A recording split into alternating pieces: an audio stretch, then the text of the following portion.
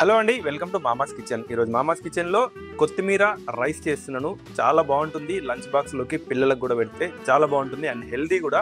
చాలా సింపుల్ చేసుకోవడము. ఎప్పుడు రెగ్యులర్ రైస్, లేదా వైట్ రైస్, కర్రీస్ కాకుండా ఇలా చేసి పెట్టిన లంచ్ బాక్సెస్కి చాలా బాగుంటుంది. ఎలా చేసామనేది చూసేయండి. నెక్స్ట్, వేడిగా మరుగుతున్న నీళ్ళలో గుప్పెడు కొత్తిమీర, ఒక 2 నిమిషాల పాటు వేడి నీళ్ళలో ఇలాగే ఉంచుదాం. కొత్తిమీరని ఒక 2 నిమిషాల పాటు వేడి నీళ్ళల్లో మరిగించాను. కొత్తిమీర యాడ్ చేసిన తర్వాత ఇప్పుడు తీసేసుకుందాము.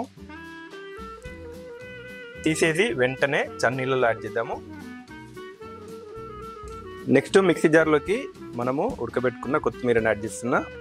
అలాగే 1 ఇంచ్ సైజు అల్లం ముక్క, అలాగే ఒక కారంగా ఉండే 3 పచ్చిమిర్చి, అలాగే 3 వెల్లుల్లి, అలాగే 1 స్పూన్ కొబ్బరి పొడి. దీన్ని ఇప్పుడు మెత్తని పేస్ట్లా గ్రైండ్ చేసేద్దాం. నెక్స్ట్, మళ్ళీ స్టవ్ ముట్టించేసుకుందాం. ప్యాన్ ఒకటి పెట్టుకుందాం. ప్యాన్ కొద్దిగా హీట్ అయిన తర్వాత దీంట్లో ఒక 1.5 స్పూన్ అంతా కోకోనట్ ఆయిల్ ఇది యాడ్ చేస్తున్నా. ఆయిల్ కొద్దిగా హీట్ అయిన తర్వాత దీంట్లో కొద్దిగా శనగపప్పు, అలాగే కొంత మినపగుళ్ళు కొన్ని, అలాగే కొద్దిగా జీలకర్ర, అలాగే కొన్ని జీడిపప్పు పలుకులు కొద్దిగా రంగు మారేంత వరకు వేయించుదాం వీటిని. పప్పులన్నీ ఇలా కొద్దిగా రంగు మారిన తర్వాత నెక్స్ట్ దీంట్లో మనం మిక్సీ పట్టుకున్నాం కదా కొత్తిమీర పేస్ట్, ఇది యాడ్ చేద్దాము. కొన్ని వాటర్ యాడ్ చేసి మిక్సీ పట్టాను. అలాగే దీంట్లో కొద్దిగా పసుపు యాడ్ చేస్తున్నా. అలాగే 1/2 స్పూన్ ఉప్పు. ఒక 2-3 నిమిషాల పాటు మంట లో ఫ్లేమ్లో పెట్టి కలుపుతూ ఉందాం. ఇలా ఒక 3-4 నిమిషాల పాటు మంట లో ఫ్లేమ్లో పెట్టి కలుపుతూనే ఉన్నాను. కొద్దిగా తిక్కువ అయింది మనం యాడ్ చేసిన పేస్ట్. నేను ముందుగానే ఉడకబెట్టి పక్కన పెట్టుకున్న బాస్మతి రైస్ ఇది యాడ్ చేస్తున్నా.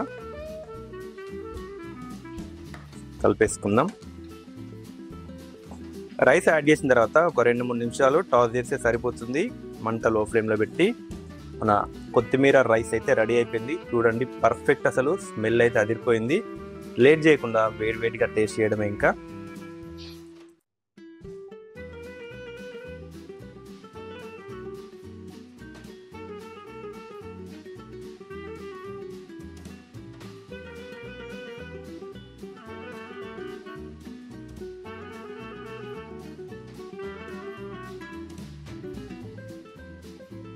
టేస్ట్ చేద్దాము వేడివేడిగా మన కొత్తిమీర రైస్.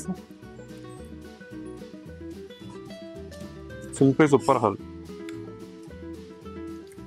స్పైసీగా ఫ్రెష్ అల్లం వెల్లుల్లి ఫ్లేవర్ అండ్ కొత్తిమీర అదిరిపోయింది అసలు. Next level.